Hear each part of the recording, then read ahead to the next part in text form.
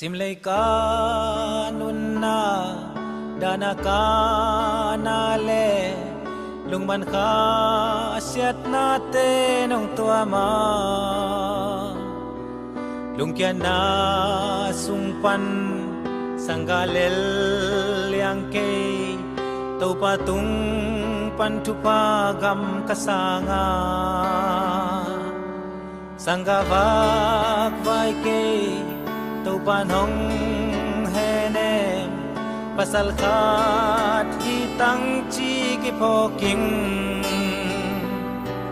tham sa tu le soa mel kamu bange kalungdam na bonde kasinla kalungdam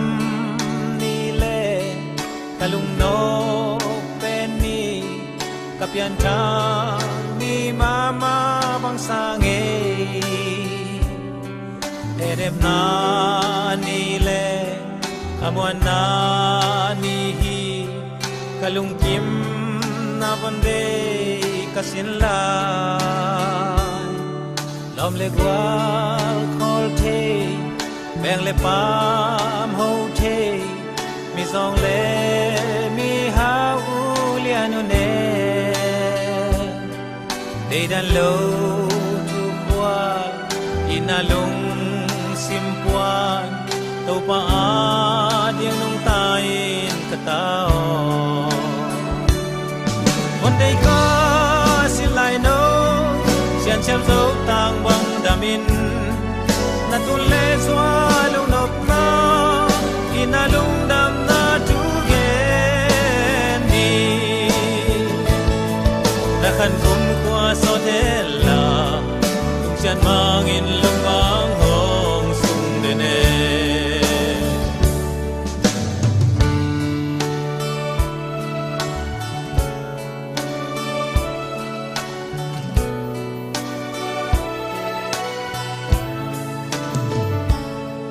tun le zwa lung de ilbang hong khangin nasin lung siang thâu ba bang pilin na lung tu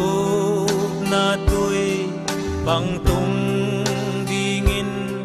sianin gia bang hong su ne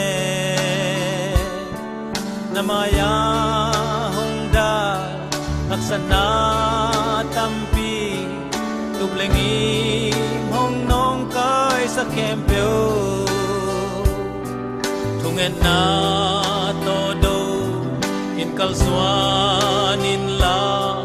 tau pata to nagwal tau dingi napian ma pekpan natule suain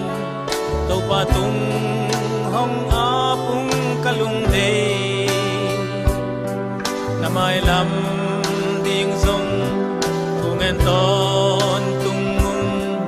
lungkya lo may notin katao